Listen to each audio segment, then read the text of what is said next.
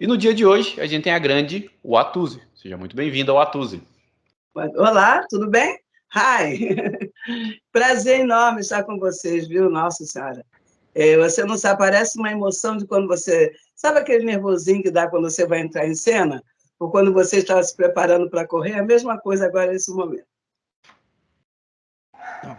Watusi, em primeiro lugar, já te agradeci. Então, vamos fazer aqui, já vou iniciar aqui o nosso bate-papo da seguinte forma. O mundo conhece a Watusi, mas para iniciarmos esse nosso bate-papo, você poderia nos descrever quem é Maria Alice Conceição? Bom, a Watusi só existe porque existe a Maria Alice da Conceição. É da Conceição, mas eu sempre eu registrei Conceição e ficou por isso mesmo, tem que endireitar, tudo bem. Bom, a Maria Alice Conceição é a Watusi. Foi uma menina que, desde 7 anos de idade, eu programei a minha vida. Porque eu acho que a vida é uma programação das coisas que você quer, né? O que você quer para o futuro? É a programação.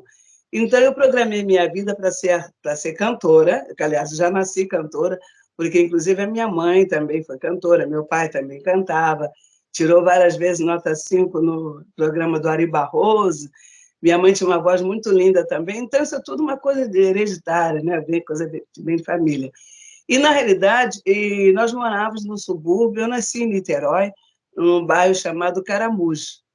E até eu sempre conto essa história, quando eu estou no teatro, que eu saí do Caramujo para ir para a França. Então, eu nasci em Escargot, não em Caramujo, né? Então, eu virei Escargot. Aí, então, eu programei a minha vida e aos 14, 15 anos, 16 anos, e eu fui fazer um teste na TV Globo, que tinha um programa chamado TV Fone, e que era o programa consistia no seguinte, que alguém cantava davante a uma porta, e conforme você ia desafinando, a porta ia fechando no teu rosto.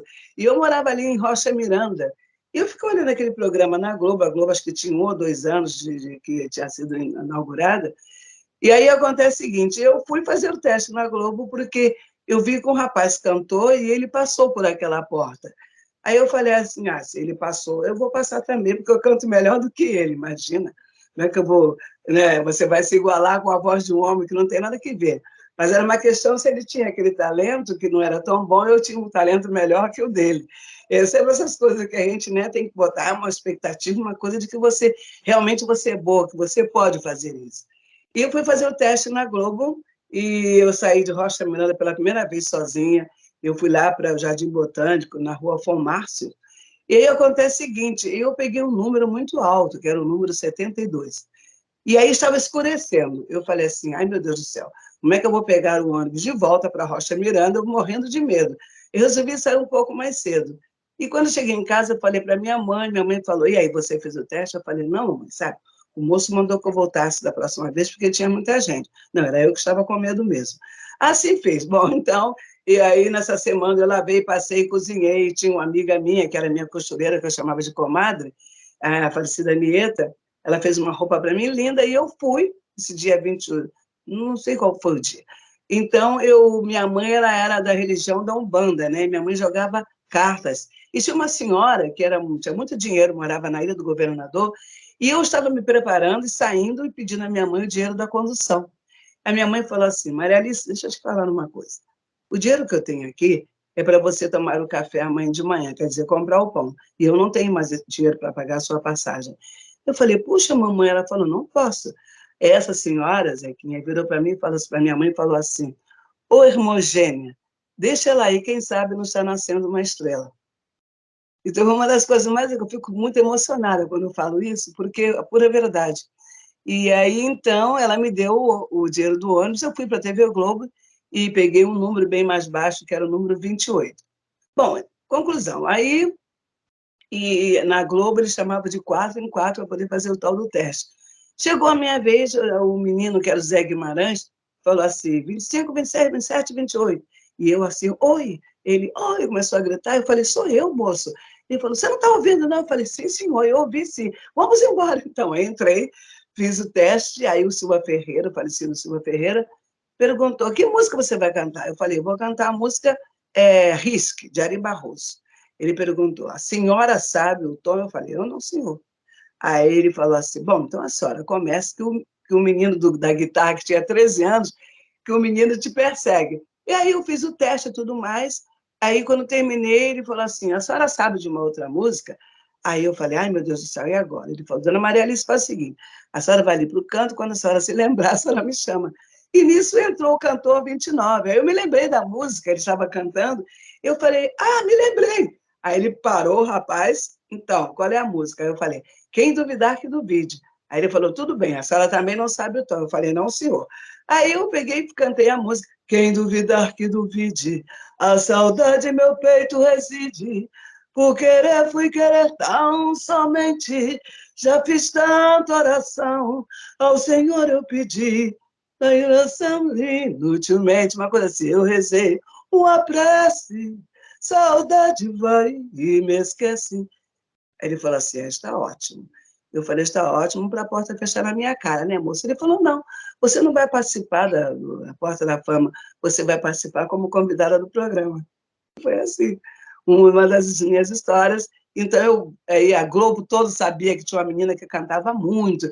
E aí depois eu fui gravar na Sony Music, que era a CBS na época, e gravei um compacto simples. E nesse inteirinho, o Abraão Medina estava fazendo, acho que um dos últimos programas dele, que se chamava Um Cantor por 10 milhões e 10 milhões por uma canção. E ele, o Silva Ferreira falou, por que você não se inscreve nesse programa? Eu falei, Silva, mas eu já tinha gravado um compacto que iria sair. E até o Otton Russo, que era o meu diretor, queria lançar. Ele falou, não se preocupe, eu vou falar com o Otton Russo, ele bloqueia o seu CD e você vai participar desse concurso. E assim foi. Eu fiz 3 testes, no primeiro eu tirei em primeiro lugar, no segundo, no terceiro tirei em terceiro lugar, que era o último para ir para a grande final. Aí eu fui para a grande final, né, tinham vários cantores, estava a Helen de Lima, e na comissão julgadora tinham 40 pessoas da comissão julgadora, e estava a Leni de Andrade lá em cima na plateia. Bom, eu tirei em segundo lugar, eu perdi por meio ponto. Eu achei meio estranho, mesmo porque o Silva Ferreira falou assim, Maria Alice, você não vai ganhar esse concurso. Em primeiro lugar, você não tira, depois eu explico por quê. Aí, como Medina precisava, parece que de Erlei José, para inaugurar, acho que era o 1800, e foi assim, né? Falei, tudo bom, perdi por meio ponto, mas graças a Deus gravei meu compacto na Sony Music, que era a CBS, e dali então a minha vida assim foi, né, uma coisa maravilhosa. E eu fui para São Paulo com uns amigos meus, conheci um amigo meu chamado Abelardo Santos, que ele estava no Rio e participava do Balé Brasiliana.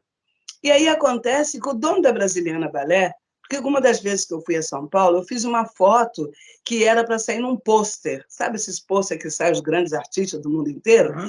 E eu sempre tinha uma admiração por aqueles artistas, eu falei, nossa, que legal, olha só, quando o que você pensa, as coisas acontecem, né? Quando você pensa e você tem essa coisa de ambição, de querer fazer aquilo mesmo, que aquilo acontecesse em sua vida, as coisas acontecem de verdade. E eu estava em São Paulo, aí então estava eu, Abelardo, mais uma vedete chamada Nédia Montel, e passou um fotógrafo do jornal, acho que São Paulo, um desses jornais aí. Aí perguntou, falou assim, psiu. Aí o meu amigo olhou e falou, o que é? Eu quero falar com aquela moça ali. Aí ele disse, quem que era a Nédia Montel, uma mulata bonita? Ele falou, não, eu quero falar com aquela pretinha, que era eu. Aí ele falou, sou jornalista, sou fotógrafo do jornal, acho que foi de São Paulo, um desses jornais de São Paulo, e eu queria fazer uma foto com você para sair num pôster. Eu falei, pôster? Igual aquele que tem Marlon Brando, Brigitte Bardot, Roberto Carlos? Ele falou, exatamente. Eu falei, moço, mas eu não tenho dinheiro para pagar o senhor, não. Ele falou, não, você não precisa de dinheiro. Eu que deveria te pagar. Eu falei, é mesmo? Ele falou, é. Conclusão, eu fui, no dia seguinte, ele deixou o cartão, eu fui, levei uma sunga do meu amigo Abelardo, uma camisa, amarrei e tirei as fotos. Mas as fotos saíram lindas. Estava eu no Rio de Janeiro, voltando para São Paulo para fazer programa, acho que do Simonal, do Roberto Carlos. Aí encontrei com um diretor, um ator, chamado Valmor Chaga, e falou assim, eu acabei de ver um post seu no restaurante ali na rua Anhanguera, a rua Anhanguera. Eu falei, Ele falou, você, Vatuzzi, né? Falei, só. Ele falou, pois é, eu vi. Cara, eu cheguei e tinha esse pôster no restaurante, e que dizia, no posto ao lado dizia assim, Vatuzzi, bacaninha, tipo exportação. Você imagina que o dono da Brasiliana Balé comprou aquele pôster, olha como é que a vida da gente é engraçada. Ele comprou aquele pôster e estava procurando a moça do pôster. E era amigo do Abelardo, que o Abelardo trabalhava na Brasiliana. Ele falou, eu sei quem é, ela é minha amiga. Eu fui na casa do dono da Brasiliana, que era o senhor Miécio Ascanazzi, e ali na rua Barata Ribeiro, 160, 1212. E eu fui assinar um contrato, saí do Brasil ganhando $240 por mês para cantar na Brasiliana Balé. E eu falei assim, porque é isso mesmo. Porque antes eu falei para minha mãe que eu ia fazer sucesso em um lugar onde tinha muitas flores. E você imagina, Zequinha, pessoal, que eu cheguei na cidade de Hamburgo com a Brasiliana Balé, que já estava lá há muitos anos, na véspera da primavera, que foi 19 de abril, na Alemanha, na cidade de Hamburgo. Então, são coisas assim que acontecem sensitivamente, porque Deus fala assim, faça por onde que eu te ajudarei. E eu sempre achei que eu deveria, que eu tinha talento para isso, e que eu ia conquistar o mundo, eu ia conquistar porque era a minha vontade.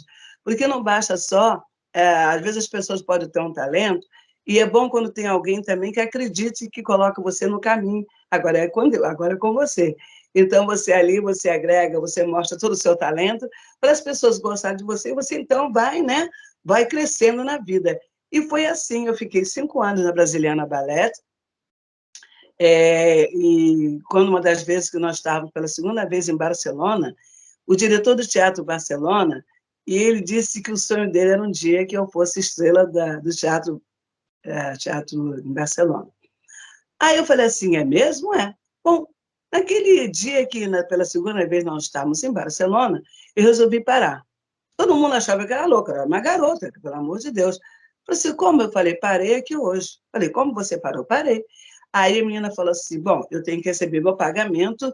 Um dos diretores morava na cidade de Zurich, né, na Suíça. E aí recebeu o pagamento. Tudo bem, peguei o trem, fui lá para Zurich com uma amiga minha, e ela recebeu o pagamento e eu só recebi 500 francos suíços, para depois que eles iriam me pagar depois. Mas tudo bem, eu peguei o trem e fui para Paris. Fui para Paris porque lá estava um grupo de amigos meus que era do Copa Rio. E eles estavam trabalhando na Torre Eiffel. Aí, quando eu cheguei lá, minha amiga falou assim, Vatuzzi, o Moulin Rouge vai fazer um espetáculo e tem um quadro que é uma homenagem ao Brasil. Seria interessante se você viesse aqui mais tarde. O diretor e o coreógrafo vai estar aqui, eu vou te apresentar. E assim fiz. Estava no apartamento dos amigos meus, bailarinos. Eu me arrumei linda. Aí fui lá para a Torre Eiffel. E nesse momento entra o diretor do Moulin Rouge e o coreógrafo. Aí ele falou assim, nossa, que pena, ela é muito mais bonita do que a nossa estrela. Pena que nós já contratamos, que era a Lisete Amalidô, que é uma antilese. Falei, tudo bom, mas de qualquer maneira, né, vou fazer parte do quadro do Brasil, né? Fui fazer o teste no dia seguinte e tinham mais ou menos 120 brasileiros que estavam esperando para poder fazer o teste, aquele grupo de ritmistas, de mulatas e tudo mais. Bom, eu fui, botou o biquíni, maravilha, que não sei o que, maravilha. Aí o italiano pergunta assim, eu falei, sim, aí eu falei assim, olha, mas eu sou cantora. Ele falou, va bene, a lei pode cantar uma canção? Eu falei, você pode cantar uma música? Eu falei, sim. Aí eu cantei a música Aquarela, né? Essas pontes murmurantes, onde eu mata mal a minha rede, uma coisa assim. Aí ele falou assim, bravíssima, bravíssima. Aí eu perguntei para ele o que eu iria fazer naquele quadro. E ele me disse, é o seguinte, você vai cantar uma música que dura 1 minuto e meio. Aí eu falei assim, e depois ele falou, quando você terminar de cantar, entra o ritmista brasileiro, mas as mulatas, de titi, aquelas coisas que ele fazia, aí vocês fazem um corredor e a estrela desce para terminar o quadro brasileiro. Eu falei, não. Ele falou, como não? Eu não faço, não. só me desculpa, mas aqui no Moulin Rouge eu só entrarei como estrela. Eu nunca vou esticar as mãos para estrela nenhuma. Aí todo mundo falou assim, gente, mas ela é louca. Eu estava sem dinheiro, 500 francos suíços que eu tinha. E ele ficou durante 10 minutos tentando me convencer para ficar no Moulin Rouge. Eu falei, eu não fico. Ele ficava atrás de mim, mas, pô, mas vai Piacere, mas por que não? Eu falei, mas pare com esse capítulo. Aí ele falou, vá bem. Aí fui para Barcelona, e porque justamente o diretor tinha um sonho de que eu fosse estrela do espetáculo dele, que era... Aí, então, eu fui para Barcelona e fiz um espetáculo chamado Stardust, o primeiro, e o segundo se chamou aqui New York. E como eu havia participado também junto com esse grupo Copa Rio, em Cannes, e aí eu conheci um grande jornalista, não sei se ouviram falar, que era o Bobby Brown, ele até foi morto na guerra do Irã e Iraque, eu conheci, e eu falei para ele que eu tinha muita vontade de conhecer os Estados Unidos. Ele falou, por que você não vai? Eu falei, não, eu não tenho dinheiro. Ele falou, mas você não precisa ter dinheiro, eu conheço todo mundo. Eu falei, é mesmo? Ele falou, é. Bom, conclusão, ele morreu depois, e nada, até hoje eu tenho o boxe dele, do boxe dele, muito interessante isso. E o E aí, Atuzzi, então... é bem legal que você chegou nesse ponto do Moulin Rouge. Para quem não sabe, o cartaz ali, o Frenesi 80, ficou ali de 78 a 82. Mas Exato. como é que foi para você, quando você até comentou, não quero ser ponte para ninguém, eu quero ser estrela. Mas como é que foi Exatamente. que você pisou lá e você falou, poxa, eu tô sendo a Exatamente. estrela agora, eu sou a estrela desse espetáculo. Como é que foi isso para Exato. você, como cantora? Exatamente por isso. Eu estou contando porque eu estava em Cannes e com o Copa Rio eu conheci o diretor do Sporting Clube de Cannes. E eu já estava em Barcelona fazendo o primeiro espetáculo, que se chamou Stardust. E aí, então, nisso vem o diretor, olha só, a minha vida é muito engraçada, merece um filme.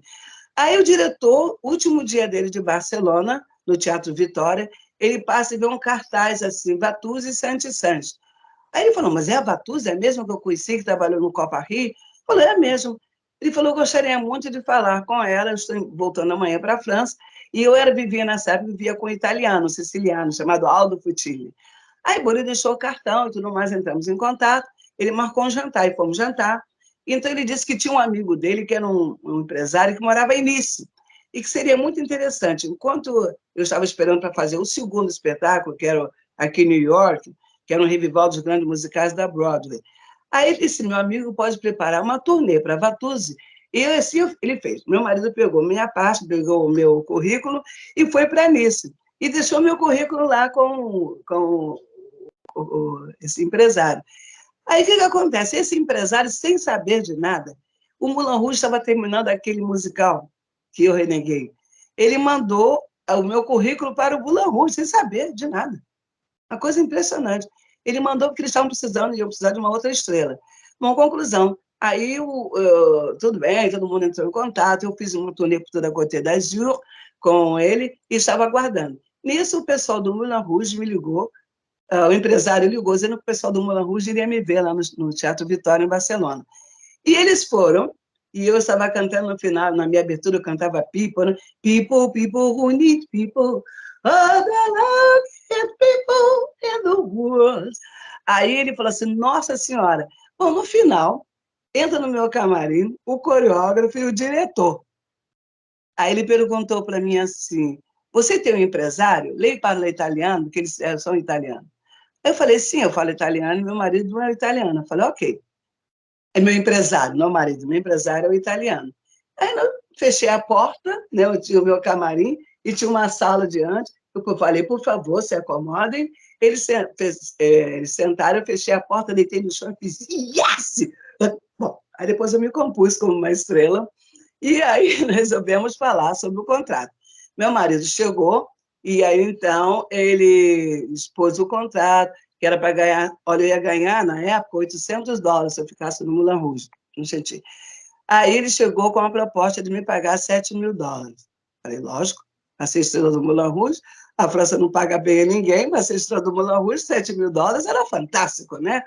Bom, aí fizemos o contrato.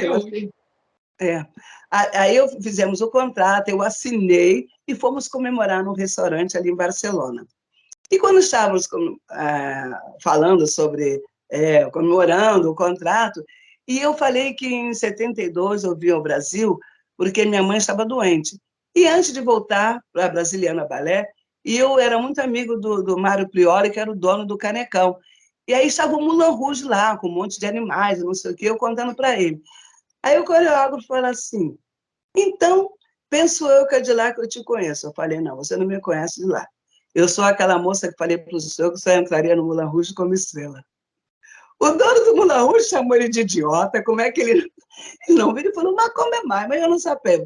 Entendeu? Agora, a convicção é que eu falei, eu só vou entrar aqui como estrela.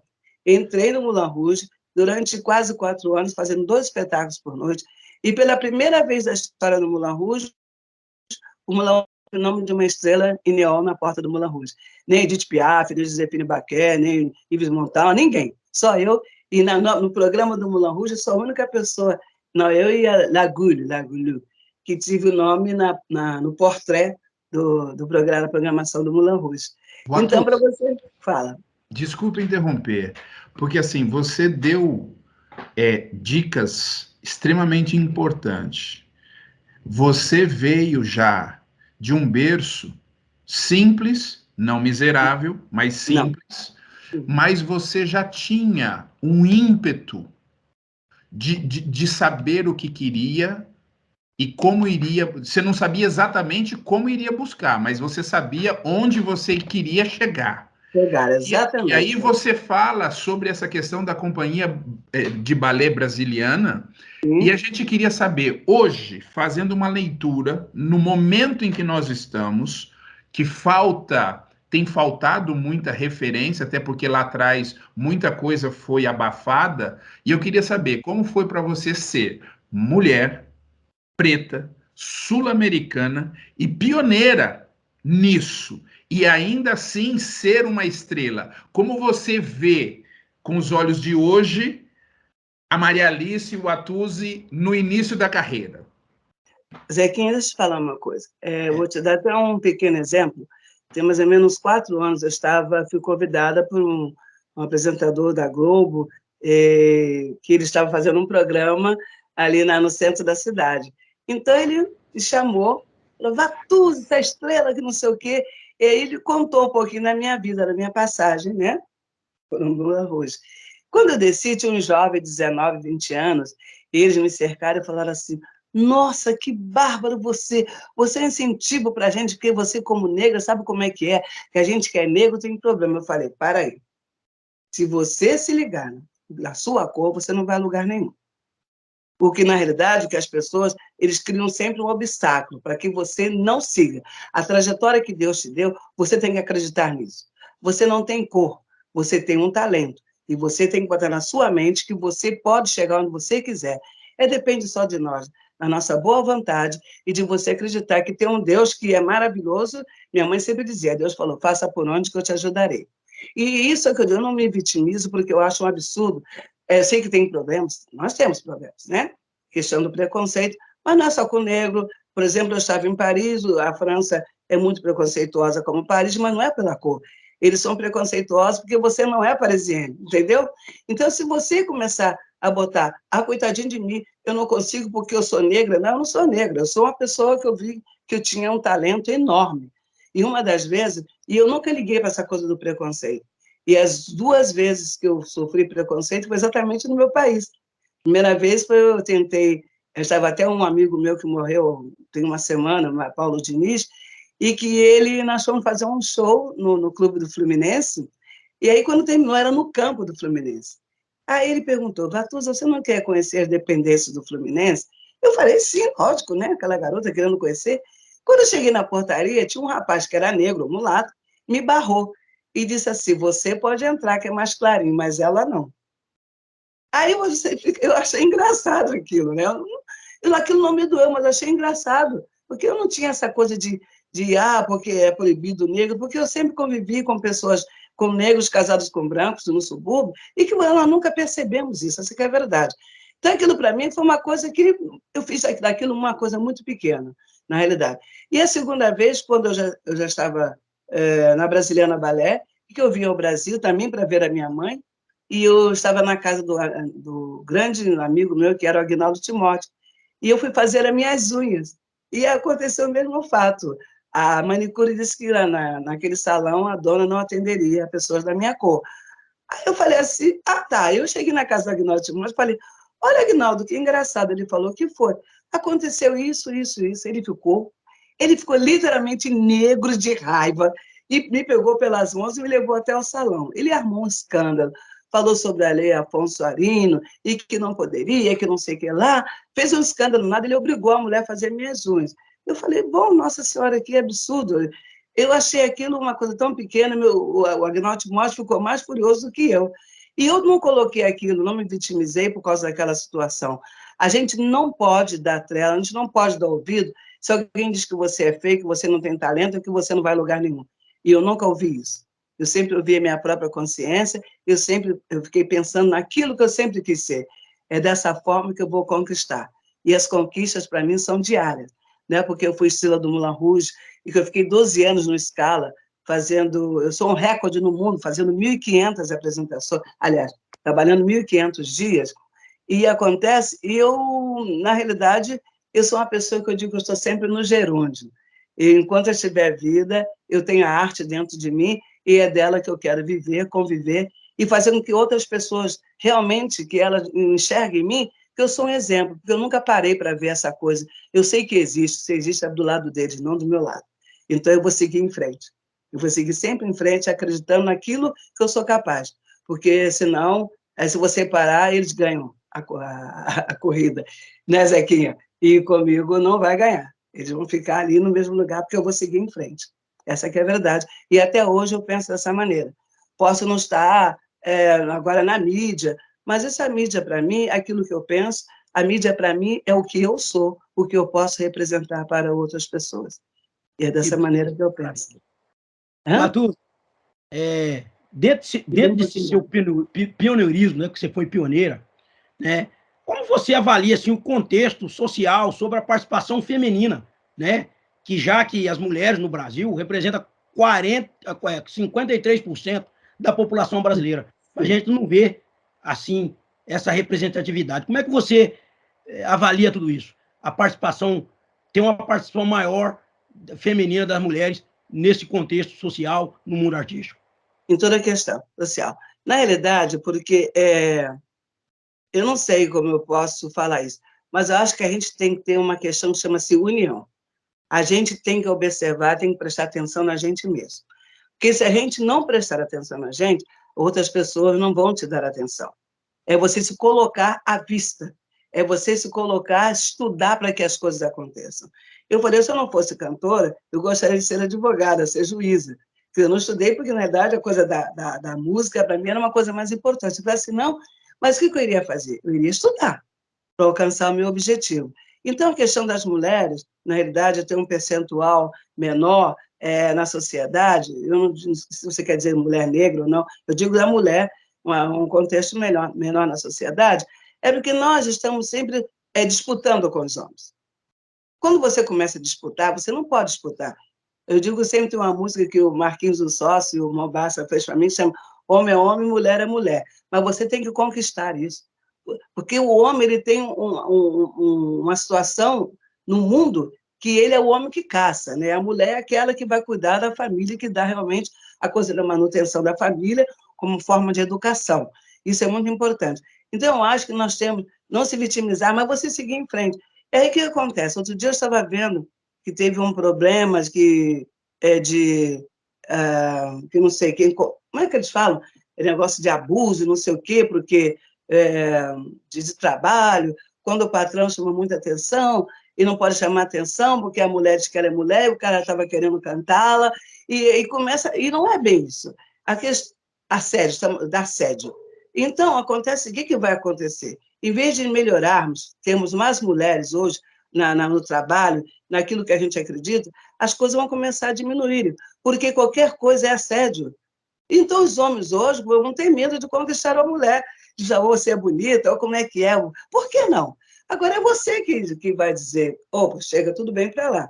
Quando você vê que tem uma coisa de abuso mesmo, que o cara fala, você não vai ficar se você não sair comigo, não sei o quê. Então, isso é uma outra forma. Mas, senão, o que vai acontecer? As empresas não vão mais querer contratar as mulheres, vão querer contratar mais os homens, tem menos trabalho. Então, nós temos que, na verdade, vamos dar a César o que é de César. Tem pessoas que são abusadas, que abusam, aproveitam da sua situação para ele desfrutar, para ter um privilégio. Mas isso você tem que se colocar. Você imagina quantas pessoas sempre elas me cantaram, e eu sempre dava de Alice, né? Oi, tudo bem? Você não estava entendendo, entendeu? Então, você afasta as pessoas com o olhar, com a maneira como você se coloca. Então, ele nunca mais vai fazer nada, porque você se coloca numa situação. Não vai aproveitar do trabalho para botar na rua, porque você não quis sair com você, essas formas bem baixinhas, sair com você lá o que for. Mas é como você se impõe perante essa situação. Eu acho que nós, mulheres, temos que nos impor mais.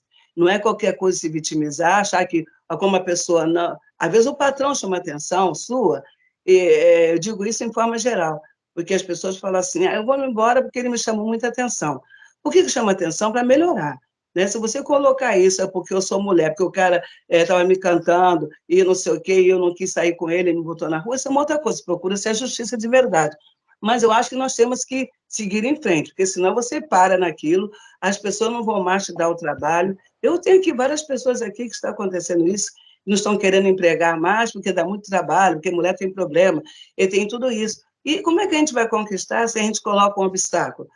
Então, o cara chega, né, faz uma gracinha com você, você diz muito bem, tchau e benção, e para mim, entendeu? Agora, quando tem um abuso, quando o cara te pega e que não sei o que te obriga, aí é uma outra história.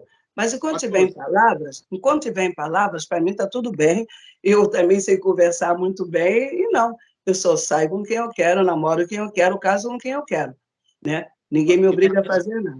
Hã? Que bacana. Ó, Tuzidão, pegando um gancho nessa tua fala, né?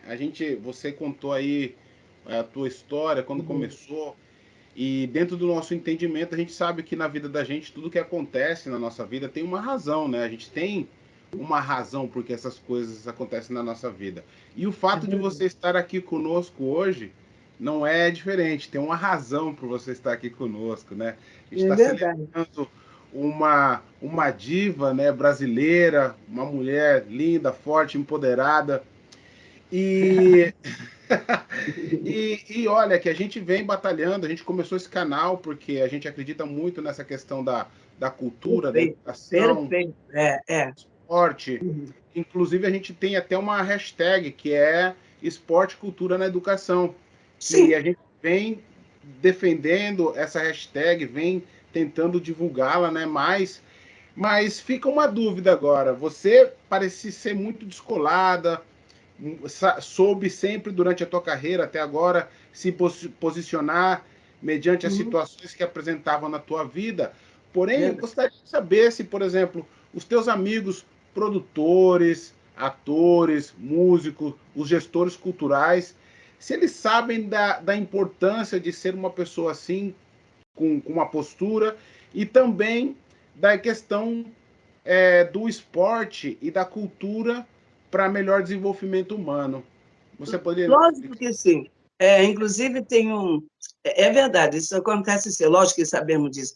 Inclusive, o meu maestro, Celso Santana, que é uma pessoa maravilhosa, que eu gosto muito dele, ele é até o presidente da Ordem dos Músicos do Brasil, que eu até mando um beijo para ele, que é uma pessoa muito legal.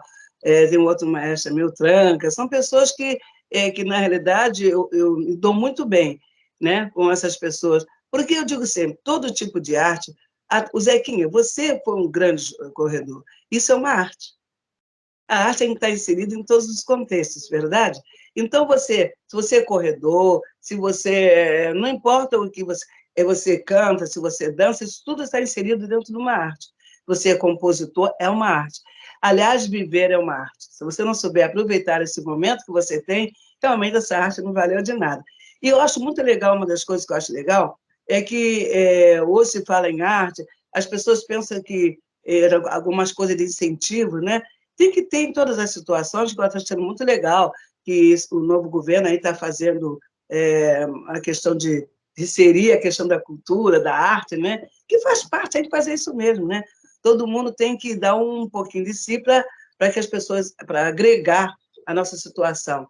A arte é um conceito que as pessoas têm que avaliar muito bem, e se você não souber avaliar, você realmente, aquilo que eu digo sempre, tem que saber se colocar nessa situação, Você tem que saber estar aberto para que as coisas aconteçam, né? Se você, no primeiro não, você começar a se retrair, você não vai para lugar nenhum. Então, aquilo cria um trauma em você. E você tem que colocar isso para as pessoas, que é a necessidade que se tem. Eu tenho necessidade de ter um patrocínio, porque o artista, às vezes, ele para fazer um show e tudo mais, às vezes ele paga todo mundo e só sai com os aplausos, que é ótimo também. Mas você vive disso, né? Mas o que acontece? Você tem que fazer com que as coisas aconteçam. Quem é que pode me ajudar dessa maneira? De que forma? Se eu tenho que fazer um show, fazer um espetáculo, escrever um projeto, você tem que colocar ali a necessidade que você tem para que aquele projeto se realize. Então, em todas as situações da vida, para mim, é isso. É você colocar no papel o que você quer fazer.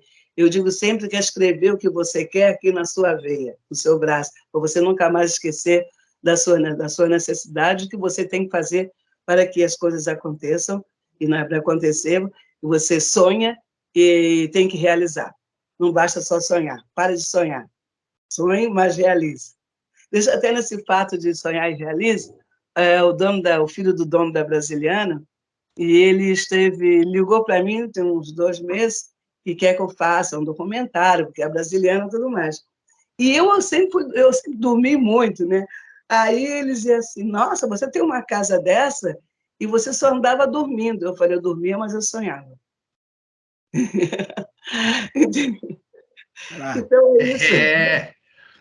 É bem interessante essas tuas colocações, porque quando a gente traz essa questão do esporte, da cultura como desenvolvimento humano, a gente até fala numa questão, inclusive, mais voltada para o aspecto fisiológico mesmo, porque assim, você, para ser uma atriz, como você dançou, você fez uma série de coisas, se você não tiver um bom preparo físico, você não vai conseguir desempenhar um bom papel. E, ao mesmo tempo, um indivíduo, um atleta que não tem muito acesso às artes, ele, para chegar no alto rendimento, que depende de muita pressão, muito resultado, esse tipo de coisa, ele acaba sucumbindo, porque emocionalmente ele não foi trabalhado.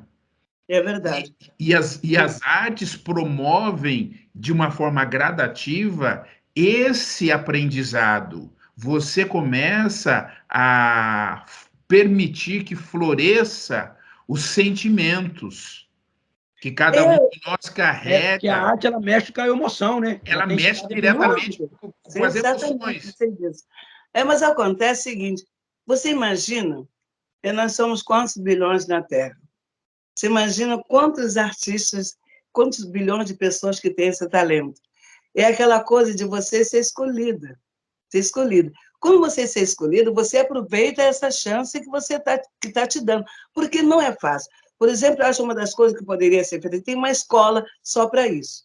Uma escola que você que está inserido no contexto de todo tipo de arte, de escola, né, que tem uma criança que você observa que ela tem talento, e aquela escola tem que ter alguém que vai aproveitar, colocá-lo em algum lugar, numa situação, porque é aquele que ele realça, que ele realçou, que ele sobressaiu. Porque essa é a verdade. Se você não mostrar a sua gana, você não vai chegar, as pessoas não vão te conhecer, as pessoas não vão te dar oportunidade. Eu digo sempre, não adianta você ter talento se não tiver alguém que acredite. Então, nós estamos dentro da história, que alguém tem que acreditar, alguém tem que abrir as portas para que você realize esse sonho. É difícil? É. Eu sei que é. Você tem que se considerar uma das pessoas prioridade. Acho que quando você nasce, tem que ser, eu sou a prioridade nesse planeta, e vou fazer por onde. É só isso.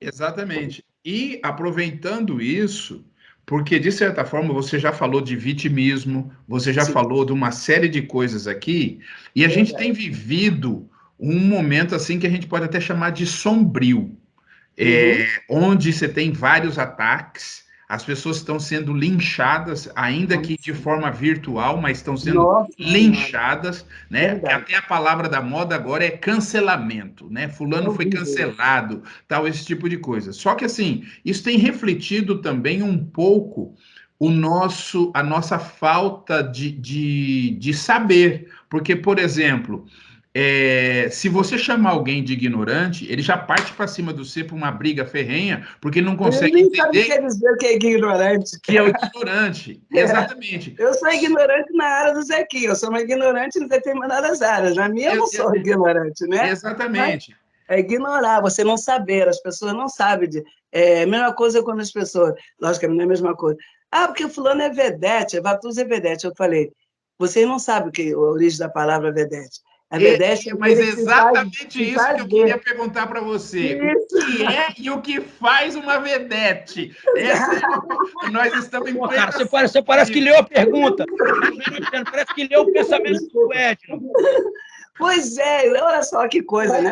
Olha a conversa, como os caminhos que... Né? As palavras são uma das coisas mais importantes, é o dom da palavra, né? E muitas das vezes as pessoas falam assim, não, porque é uma coisa meio pejorativa que dizer essa coisa de vedete, é vedete, que ela coloca a perna de fora, de biquíni, que não sei o quê. E, na realidade, eu coloquei um exemplo para as pessoas. Eu falei, por exemplo, vedete são pessoas que elas crescem, se destacam no seu talento. Aquele se faz vedere, né? Você se faz ver. Eu, por exemplo, o Roberto Carlos, ele é uma vedete dentro da área dele, né? O Pelé era uma vedete, o Garrincha era uma vedete, Zequinha era uma vedete. Você está entendendo? É aquele que se coloca no mundo para ser visto. Você faz vedere, capisce? Oh. Entende? Capício, prego. Capisco. Scusa-me. Então, essa é a palavra bonita de vedete. Eu sou uma vedete, vou morrer vedete, mesmo porque eu faço parte dessa coisa que eu mostrei para que eu vim. Então, o dia que Deus me chamar, está tudo certo. Ele fala, você já cumpriu a sua parte, se fez ver, então agora está na hora de você partir. Então, é por aí. Você sai para dar espaço para outros, né? Você não sabe, você não está aqui para sempre, você está aqui para resolver alguma situação, para você aprender. Essa, na realidade, e tem até aquele provérbio que diz, eu sei que tudo sei, o que eu nada sei. A gente hoje aprende até com uma criança. Hoje uma criança pega esse celular e deslancha de uma maneira que eu não sei. Para essas crianças nascem dentro do computador. Então, você está aprendendo. E Deus te dá cada dia de vida, Zequinha, os amigos. Eu falei assim, cada dia que você vive, eu agradeço a Deus sempre quando eu digo pelo dia de hoje, e quando amanheço eu peço a Deus para agradecer pela noite bem dormida, pelo dia que eu terei pela frente. Porque, na realidade, nós só temos 24 horas de vida, o ser humano. O dia que ele parar para ver isso, ele vai ser pessoas melhores, entendeu? Em todas as situações. Então, quando essa coisa de, graças a Deus, a gente tem hoje essa coisa que é o celular, eu não sei quem inventou essa coisa do celular e de que para poder tomar conta do outro, mas ele nunca esperava que poderia ser vigiado também. Então, essa é uma máquina. Eu fiz para tomar conta de outro, só que você vai ser vigiado também. Então, ficou uma coisa que é muito legal, você tem uma informação muito maior, você não fica só dentro de uma latinha que diz que tudo aquilo que é verdade, que não é verdade. Eles colocam na sua mente aquilo que eles acham do pensamento deles. Quando você tem uma informação maior, essa informação também tem pessoas que te agridem por qualquer bobagem. As pessoas também deveriam aprender, dentro dessa lógica, o que quer dizer determinadas coisas, como você diz, ignorante. Chamar de ignorância, você leva num sopapo, soco na cara e tudo mais. Você leva porque o cara chamou de ignorante, ignorante, você é um ignorante. E cria uma situação muito ruim, porque ele não sabe, assimilar o que é uma coisa. Ele não tem esse grau de... porque ele não entendeu, ele não aprendeu. Então, para ele, qualquer coisa... Por exemplo, hoje, a gente... vira uma agressividade. E você imagina, né, que as pessoas... Uma vez, quando eu estava no Moulin Rouge, aí eu vinha em cima de um carrinho, que eu vinha até em cima do público, assim, aí teve um brasileiro que falou assim, nossa, essa negra é brasileira? Quando você é brasileira, sim. Nossa, essa é de negra. Se eu sempre acho maravilha, me chama de negra mesmo, eu sou pretinha mesmo, sou negra, eu sou tudo. Eu não, se me chamar de lourinha, eu vou me ofender, porque eu não sou. Né? Então, até tem as músicas de negra do cabelo duro, que era preta, preta, pretinha. Às vezes a pessoa nem é preta, mas carinhosamente o marido chama ela de minha pretinha, que é aquela coisa do aconchego, a coisa do carinho. É uma forma de tratar, não é ofender. Quando a palavra negro, ou preta, ela vem acrescentada de um outro adjetivo. Aí sim, você fala, peraí, não, isso não. Negra vagabunda, negra ladrona. Aí sim, aí o cara já processei duas pessoas por isso, só por me chamarem de... Uma delas me chamou de vagabunda, eu abri um processo criminal, e o outro me chamou de desonesto no programa de televisão, e eu fiz ele no programa de televisão pedir desculpas, me chamou de desonesto, olha só. A Polícia Federal chegou às 6 da manhã na casa dele, e ele já tinha ido no programa do Clodovil se desculpar. Aí o policial falou assim, eu não quero saber, aqui está uma intimação para o senhor, e ele foi na televisão, no mesmo horário do programa, pedir desculpas. E ele foi um dos meus diretores quando eu cheguei no Brasil, que foi Abelardo Figueiredo. Então, você não deve deixar passar determinadas coisas. Me chama, ô negra, maravilhosa, ô negra, não sei o quê. Me chama de negra, não sei o quê. Aí não, aí eu brigo, cara. Mas isso que você está falando, só quem tem atitude, que tem essa personalidade, consegue.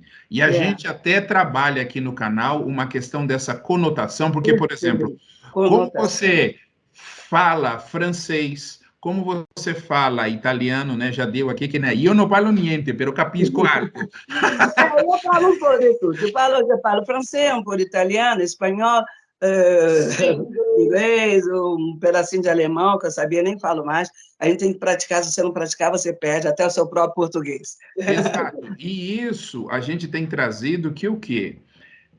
Por mais que a gente ache que negro possa, dependendo do adjetivo, como você colocou aqui, ele possa ter uma conotação positiva ou negativa, mas em si, se você pegar no italiano, negro quer dizer a mesma coisa que nega. E em alemão, nega. Exatamente. E até aquele corredor chama Schwarzenegger. O cara chama-se Preto Negro, que é um dos maiores corredores da Fórmula 1, Schwarzenegger. Né? Não, Schwarzenegger não, como é? Não, Schwarzenegger, o ator. Schwarzenegger. Então, mas é que dentro do contexto dele, a gente precisa ver que, assim, nas línguas latinas, o significado de negro, ele ainda é um adjetivo pejorativo. É verdade. Exato, então, quando a gente aceita essa questão de que, por exemplo, quando alguém vem e pergunta para mim assim, mas você não é da raça negra? Eu falo assim, vamos separar por coisa. O que me faz ser menos ou mais humano que você? Nada. Perfeito. Nada. O que muda? A cor. Então, a cor não é negra, a cor é preta. É preta, é. Negra é a raça. Então, mas negro também não é, porque se eu sou da raça humana, não existe sub-raça. Mas eles dizem que a raça é negra, não é verdade? Não, eles vêm, mas eles sempre vão criar um mecanismo para separar a gente. Verdade, é verdade. Tem até um grupo chamado Raça Negra, por isso. Então, e a gente precisa aprender a modificar isso. É verdade. Então, por exemplo, enquanto a gente se dividir como branco, preto, amarelo, olha só, branco, preto, amarelo, vermelho, e a gente virou negro, né? Então, pera lá, então tem alguma coisa errada aí. Mas mesmo que a gente fosse dividir por preto, a gente está sendo educado a nos dividirmos. Mas é isso que você tocou num ponto crucial. É isso que eu digo sempre. O dia que o negro olhar e ver a importância que ele tem, esses problemas não vão existir mais.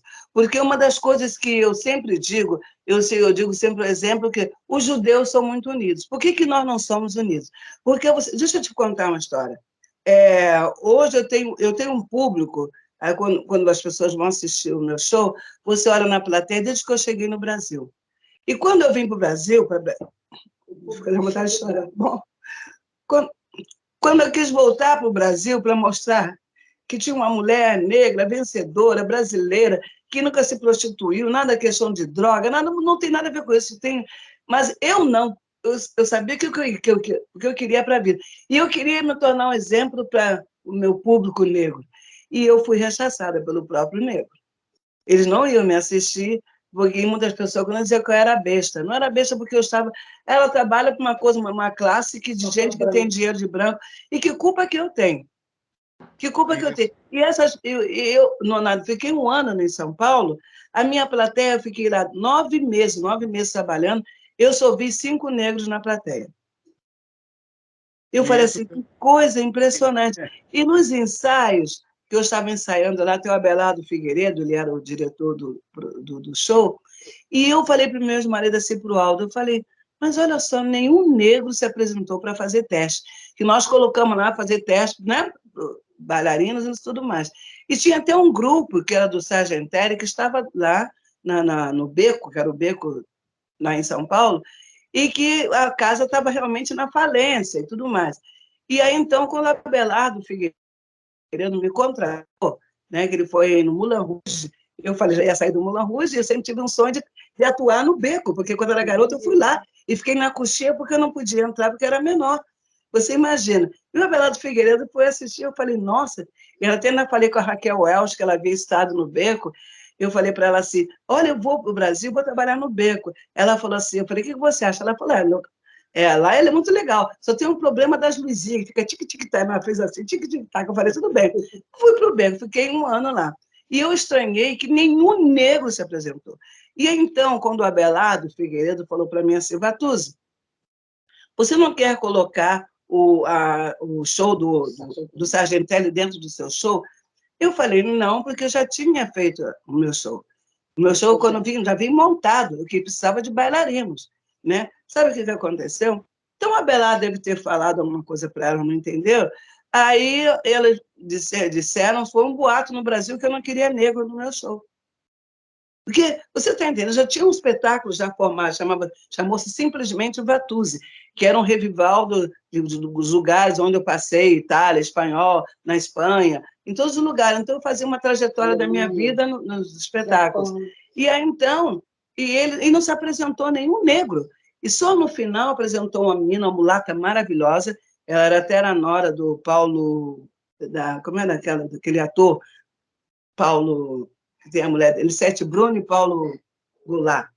E aí, então, ela se apresentou, ela foi minha primeira bailarina, dançava muito, maravilhosa. Sendo que depois ela casou com o filho do Paulo, e ele é um grande bailarino, esse menino que é o filho do Paulo Goulart, Danicete Bruno. E ela é uma mulata fantástica, mas mulata clara e tudo mais. Mas aí no dia, engraçado, aí veio um negro fazer o teste, te juro pela alma da minha mãe. Eu falei assim, nossa, finalmente apareceu um negro. Aí ele ensaiou, foi maravilhoso. Aí eu falei, eu parabenizei, eu falei, ai, que bom, né? Graças a Deus nós temos, né, um ator, não sei o que, amanhã você vem, um bailarino. Aí ele falou, tá, pode deixar que amanhã eu estarei aqui, tal hora, se é assim, para o ensaio. Estou esperando ele até hoje. Uau, mas eu vou te falar uma coisa, Ele não foi. Vatuzi. Eu conheço um pouco dessa sua dor, desse seu sentimento. Não foi dentro da cultura, mas foi dentro do esporte. Eu também tive a mesma coisa. Eu não moro no Brasil faz muito tempo, e porque eu jogava um esporte fora do Brasil, e quando eu voltei para o Brasil tentando fazer alguma coisa para ajudar meu povo, para poder dar uma oportunidade para eles, a reação era a mesma, a reação foi a mesma. É verdade. Eles nos tiram como snob, porque você venceu.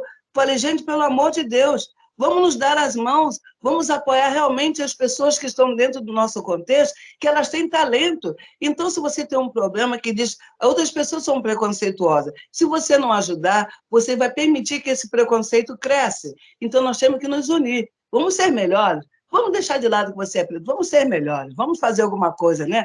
Vamos fazer uma coisa interessante para que chame a atenção das pessoas. É a união, a única coisa que eu peço dos negros é a união, e que a gente não é unido. Infelizmente, é verdade, né? Então, essa coisa é uma questão política, né? Separa você, porque eu não consegui, fulano também olha para você assim. Você sabe, um dos fatos também que eu vou contar, um dia eu estava passeando, andando na Avenida Atlântica, né? Muito bem vestida. Aí passaram, gente, muito engraçado. Passou uma mulher, uma negra, uma outra mulata mais clara, gordinha, e começaram a debochar de mim. Porque eu estava bem vestida, andando na Atlântica. A 10 passos atrás dela veio uma senhora branca e falou assim, nossa, que mulher elegante. Entendeu? Você vê.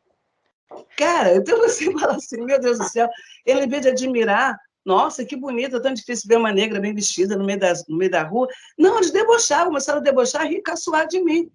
E eu olhei assim, e 10 metros atrás, uma mulher branca me falou que eu era muito chique, que bonito, que elegante que você é. Olha só. Mas é a forma como o preto é condicionado, né? Está É, condicionado a não se ver bonito, a não se entender bonito, a não ter direito nós a ter somos coisa. lindos. Isso.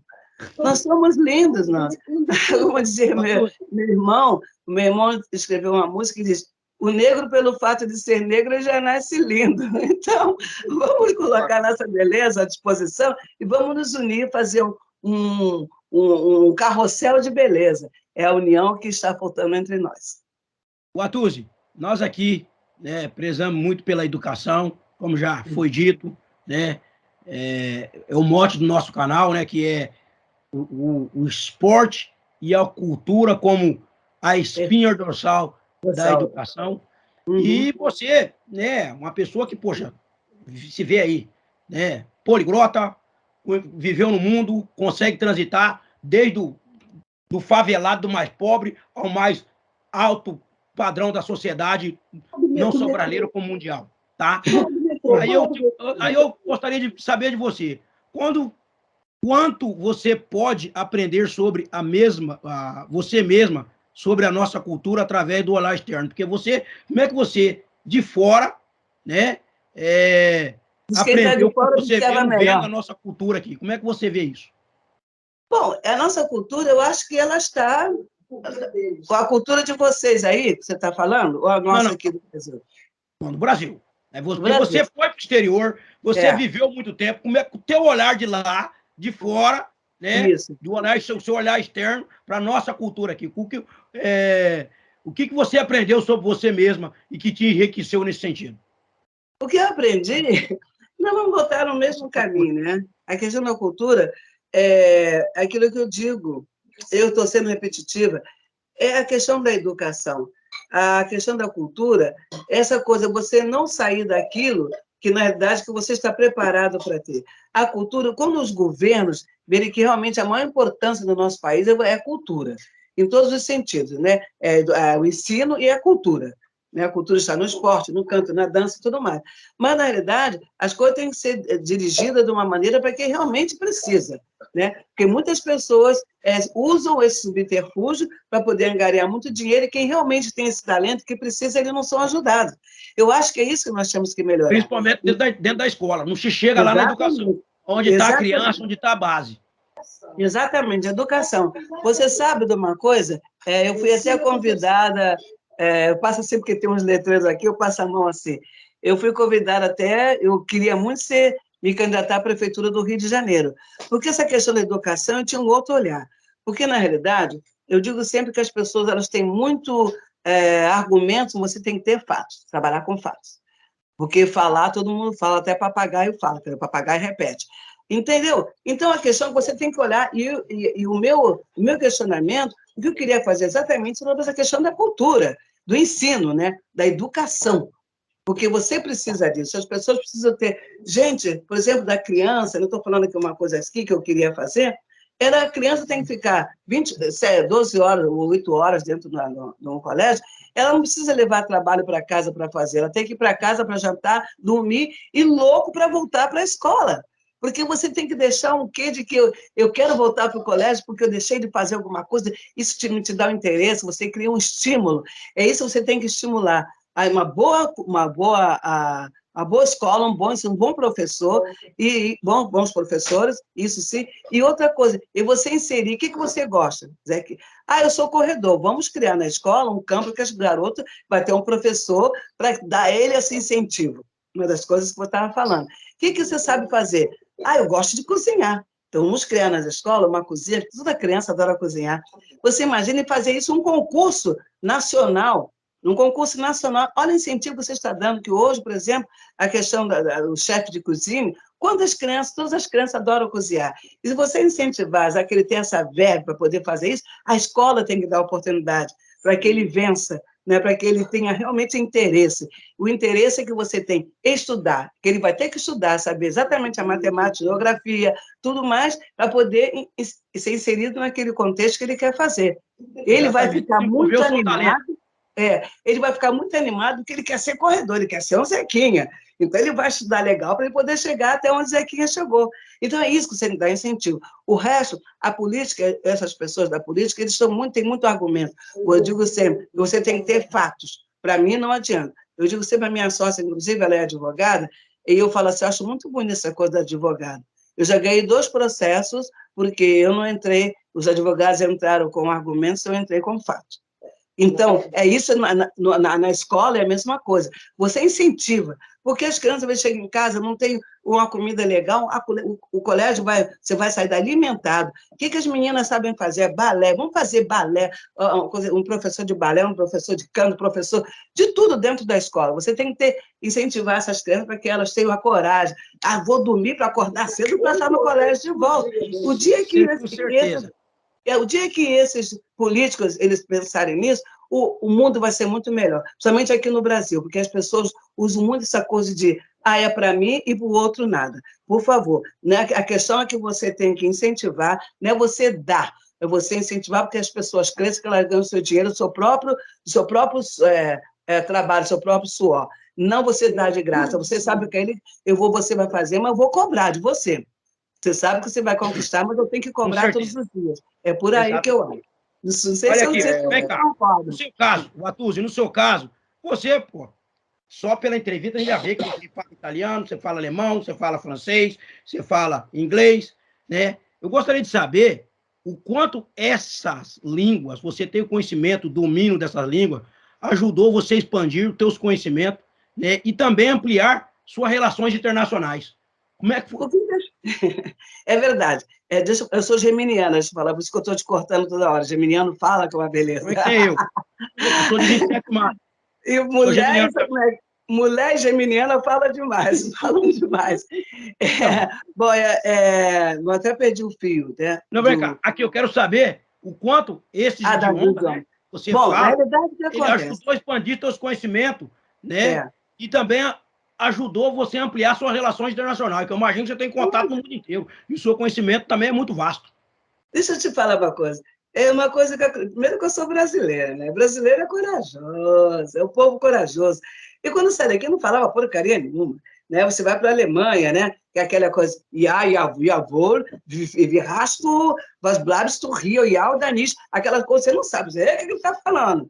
Então, você, do grupo de brasileiros, e todo mundo só falava português. Então, você começa, se o dia eu tiver que sair no restaurante sozinho, eu tenho que saber o que eu vou pedir. Tem que começar por aí, né? Então, se eu tiver sempre um amigo do lado para me socorrer, eu vou ter que, como diz uma coisa bem vulgar, me virar, essas coisas horrorosas, eu vou ter que tentar entender o que eu estou querendo e para o cara entender, para me servir. Então, é dessa maneira. Então, na brasiliana, a gente viajava, você vai aprendendo a falar alemão, depois eu namorei um alemão também, aí você vai aprendendo. Depois eu namorei um italiano, fui para a Itália, também não sabia nada, comecei a falar italiano também, quando a gente fazia muita turnê, e depois eu morei em Barcelona, né, e falando espanhol, porque você tem que falar espanhol. Então, isso tudo é você que tem que, cara, você fala assim, opa, eu me socorro ou ninguém vai me ajudar. Então, você vai aprimorando, você vai aprendendo o ABC, né, essas coisas. Hoje eu falo muito pouco, mas, na realidade, você tem que... o francês também, quando eu estava no Moulin Rouge, até não sei se você viu que tem eu falando entrevista em francês, muito abusada, né? Meu francês ainda pedia desculpa, excuse-moi, mon français est très drôle, que é muito engraçado, a moça me corrigia, mas eu era audaciosa, entendeu? Eu falava assim mesmo, e a entrevista saiu, todo mundo entendeu. Então, são as oportunidades que você tem que antes début, né, como diz em francês, a gente tem que se virar de alguma maneira para poder se fazer entender. Eu acho que isso é o mais importante. Se você você tem que ter o interesse de que alguém realmente vai te entender o que você está querendo. Por exemplo, na França, os parisienses, que eles são muito nobres, né? E o parisiense, se você não falar francês, eles falam assim, je comprends pas. Eles estão entendendo. Se você falar inglês com eles, ele fala, je comprends pas, qu'est-ce que ela diz? Então, você não tem que falar inglês. O francês, ele não acredita que você chegar na França tem que falar francês, a língua dele.